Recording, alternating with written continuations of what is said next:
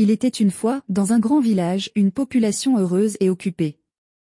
Ce village était un endroit spécial, avec de bonnes terres fertiles qui aidaient tout le monde à cultiver de gros fruits et légumes sucrés.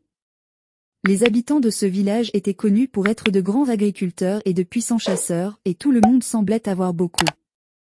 Dans ce village vivait un couple nommé Gbodja et Teevi. Ils avaient une grande maison, portaient de beaux vêtements et possédaient de nombreuses choses qui faisaient dire aux autres « Waouh !». Mais malgré toutes leurs possessions brillantes, Gbodja et sa femme Teevi se sentaient un peu tristes intérieurement. Ils étaient mariés depuis très longtemps mais n'avaient pas d'enfants.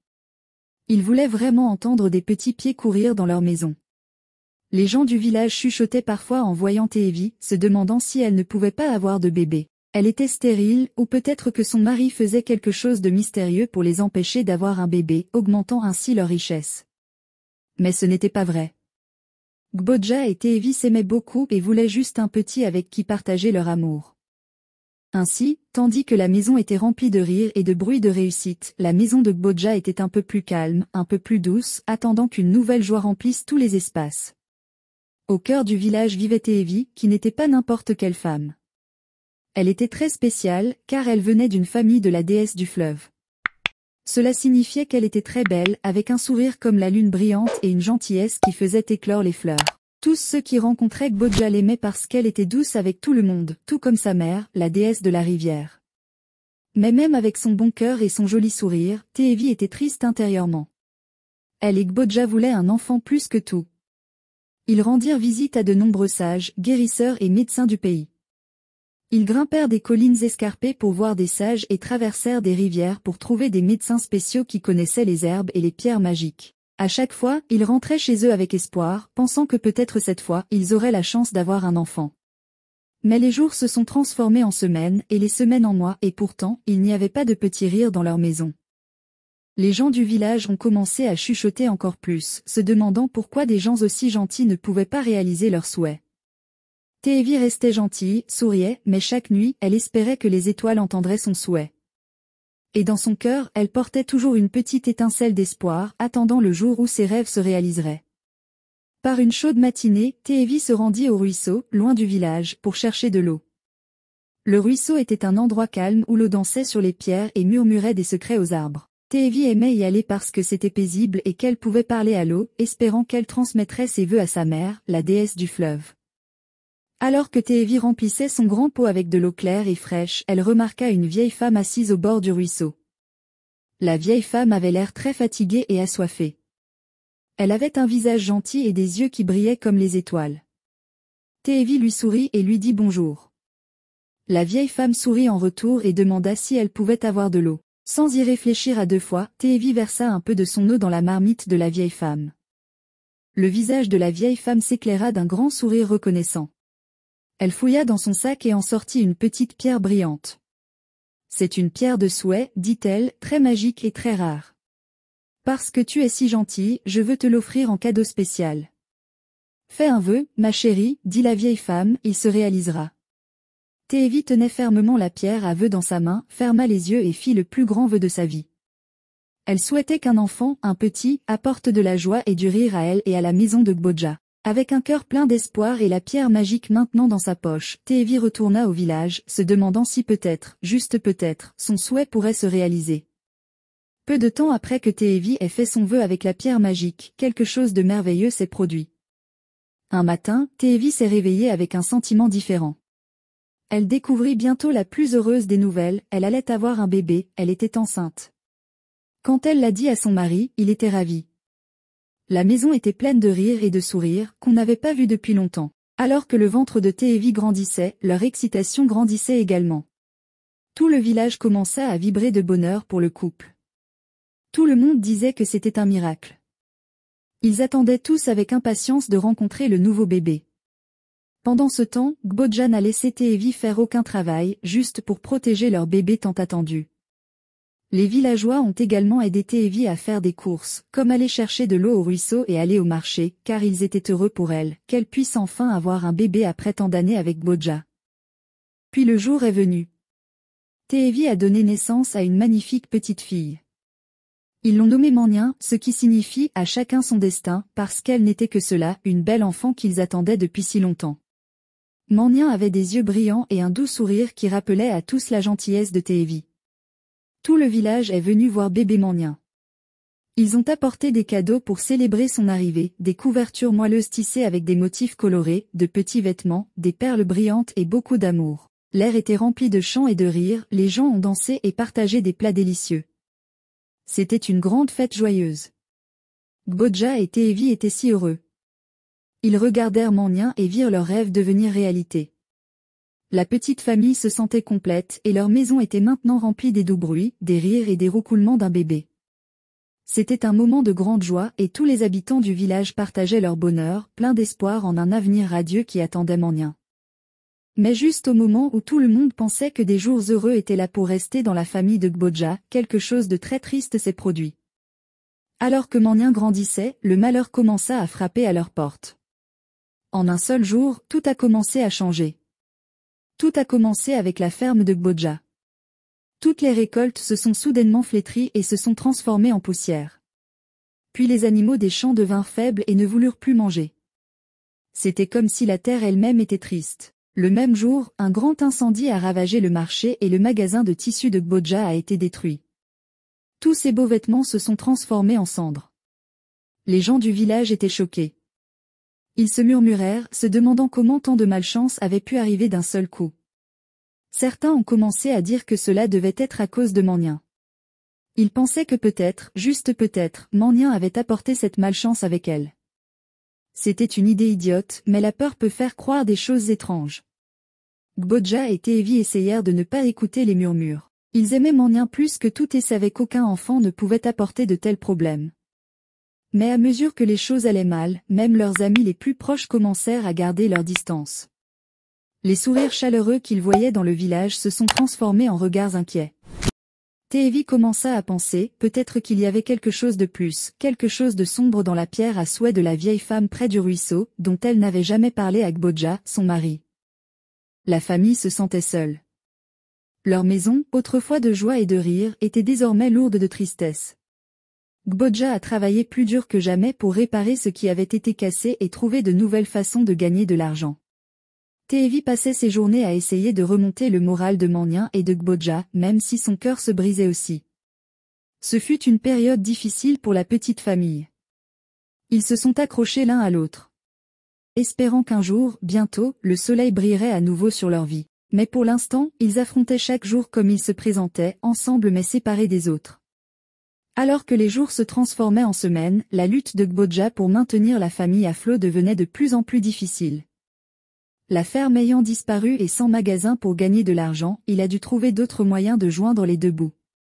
Chaque matin, avant même que le soleil ne pointe à l'horizon, Gbodja parcourait le village à la recherche de travail. Il faisait tout ce qu'il pouvait, couper du bois, transporter l'eau du ruisseau pour d'autres familles, et aider à construire de nouvelles cabanes. Ses mains, autrefois habituées à s'occuper doucement des récoltes, portaient désormais les rudes marques d'un dur labeur. Pourtant, peu importe à quel point il se sentait épuisé, Gbodja continuait à pousser. Il savait qu'il devait être fort pour Taevi et Manyang.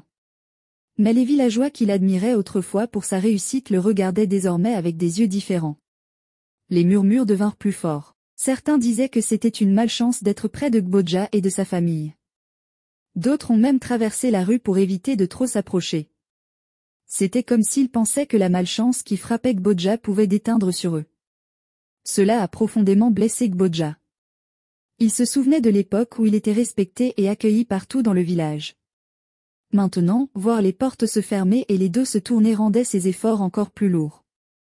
Mais il n'a jamais montré sa douleur à la maison, autour de Taevi et Manyang. Il souriait et parlait d'espoir et de jours meilleurs à venir.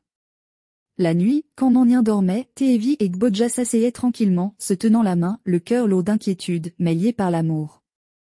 Ils parlaient peu, mais leurs poignes disaient tout, nous surmonterons cela ensemble. Malgré l'obscurité qui les entourait, leur amour l'un pour l'autre et pour Manyang était une lumière qui les maintenait en vie, une promesse silencieuse que tant qu'ils seraient ensemble, ils pourraient tout affronter. Cependant, Taevi détenait encore un secret sur le vœu qu'elle avait fait au bord de la rivière, celui qui, pensait-elle, briserait sa maison si elle le disait à son mari. Le serait-il un jour? Alors que le soleil venait de se lever, Gbodja alla dans la forêt pour chercher du bois, comme il le faisait plusieurs matins auparavant. La forêt était calme, les seuls bruits étaient le bruissement des feuilles et les cris d'oiseaux lointains. Gbodja était plongé dans ses pensées, s'inquiétant pour sa famille, quand soudain il ressentit une vive douleur à la jambe. Un serpent caché parmi les feuilles mortes l'avait mordu. Gbodja comprit tout de suite que c'était un serpent dangereux.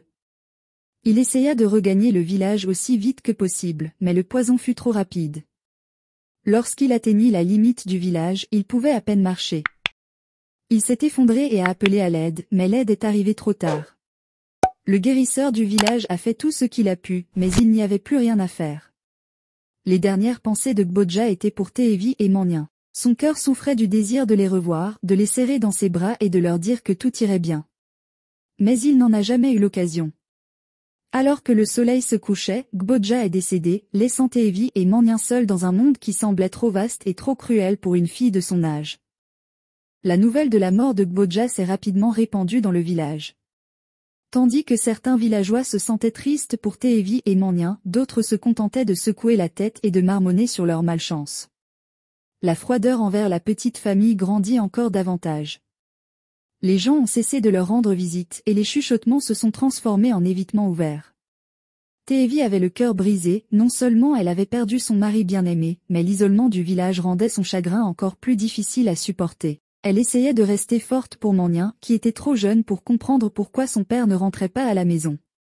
Teevi serrait Manien contre elle chaque nuit, lui murmurant des histoires sur l'amour et la force de son père, essayant de garder son souvenir vivant pour sa petite fille. Les journées de Teevi étaient devenues un flou de tristesse et de lutte. Elle affrontait chaque matin le cœur lourd, sachant qu'elle était désormais la seule à pouvoir subvenir aux besoins de Manien. Le poids de la solitude et de la perte pesait sur elle, mais elle a continué, alimentée par son amour pour sa fille et le souvenir de la force inébranlable de Gbodja. Les années ont passé dans le village et Manien a grandi. Mais la froideur envers Teevi et Manien est restée.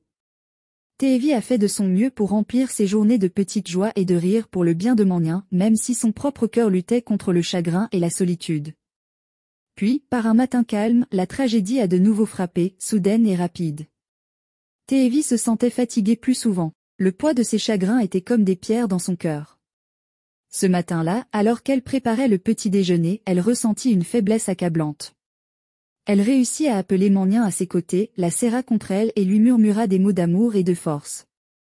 Puis, aussi paisiblement qu'un ruisseau cesse de couler, le cœur de Teevi s'est arrêté et elle est décédée, laissant la jeune Manien seule. Manien n'avait que 18 ans, un peu trop jeune pour comprendre la permanence de la mort, mais assez vieille pour ressentir la profonde douleur de perdre sa mère.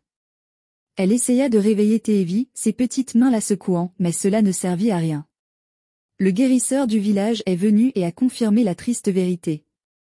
Teevi fut enterré à côté de Gbodja, à l'ombre du plus vieil arbre du village, laissant Manien dans un monde qui semblait trop vaste et trop cruel pour une fille de son âge.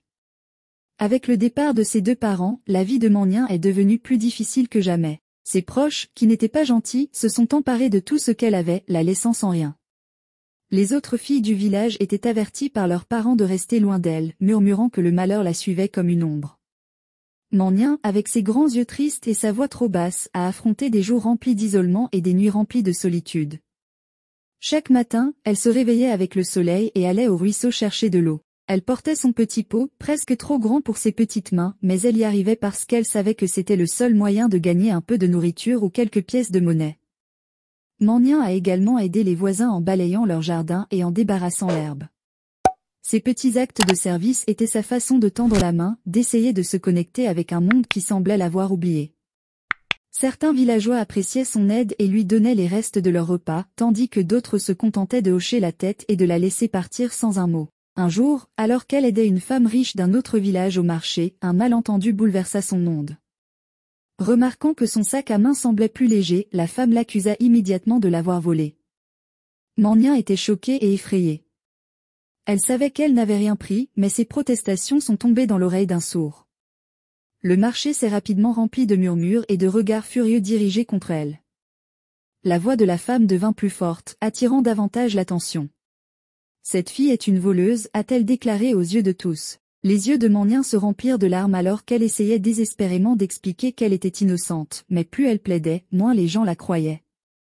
Le chef du marché est intervenu, sans enquête approfondie, a décidé que Manien n'était plus la bienvenue. Tu dois quitter ce marché, ne reviens pas, dit-il sévèrement. Mania, le cœur lourd, quitta le marché, les yeux de la foule lui brûlant le dos. Elle se sentait humiliée et impuissante, son petit monde s'effondrant autour d'elle. En rentrant chez elle, les larmes ne s'arrêtaient pas. Mania se sentait plus seule que jamais. Le marché était un lieu plein de promesses, un endroit où elle pouvait gagner honnêtement sa vie. Maintenant, cela lui avait été enlevé sur la base d'une fausse accusation. Elle ressentait profondément sa vulnérabilité, sachant que sans le marché, survivre serait encore plus difficile. Se sentant seule, Mania se souvint du grand palais lumineux de son village, où vivait la gentille reine. Mania se rendit au palais et demanda de l'aide. La reine vit que Mania était très triste et avait besoin d'un endroit où rester, alors elle dit « Tu peux vivre ici et être l'une de mes servantes ». Mania était reconnaissante. Sa grande maison lui manquait, mais elle était heureuse d'être dans ce palais chaleureux et accueillant.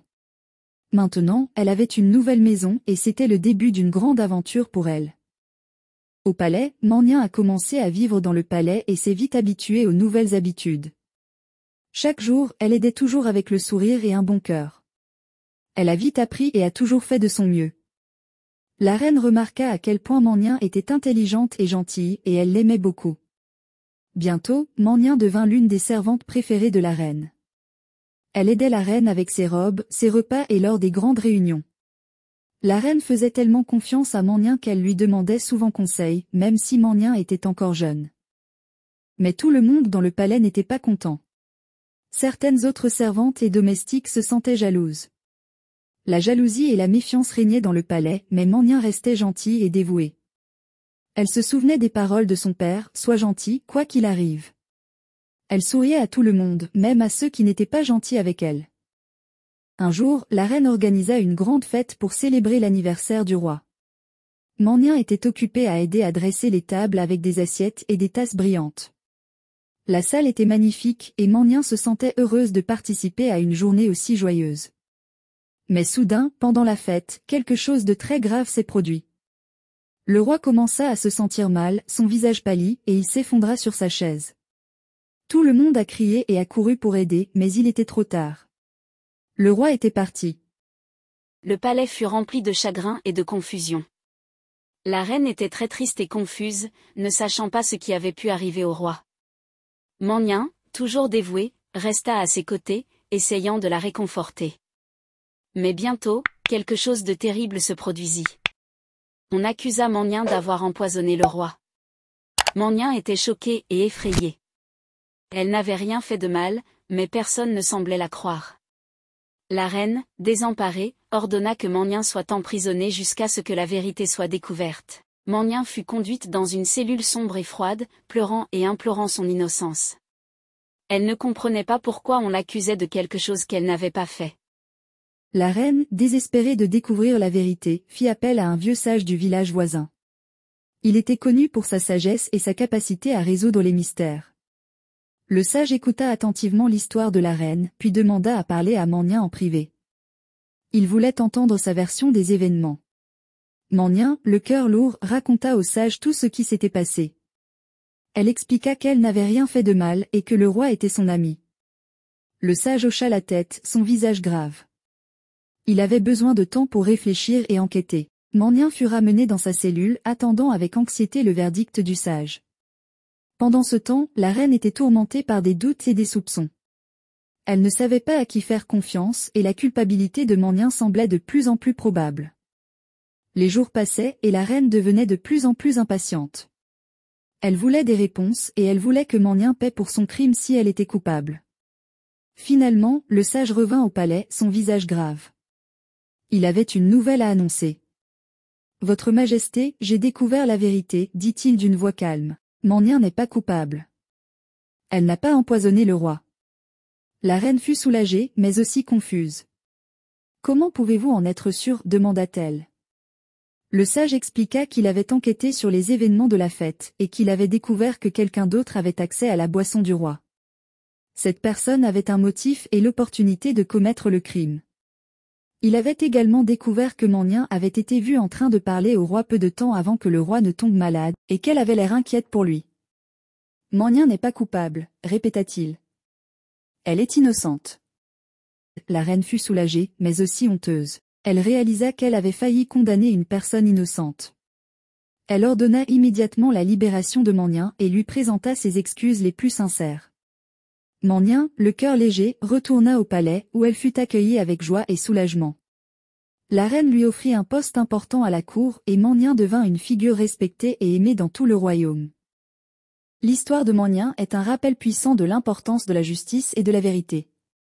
Il est facile de se laisser emporter par les soupçons et les accusations, mais il est essentiel de chercher la vérité et de faire confiance à ceux qui nous sont loyaux. Mannian, malgré les accusations et les doutes, est restée fidèle à elle-même et à son cœur gentil. Sa bonté a finalement été récompensée. Elle a trouvé sa place dans un royaume où elle était appréciée et aimée. Merci d'avoir regardé la vidéo. Si elle vous a plu, abonnez-vous à la chaîne. Merci.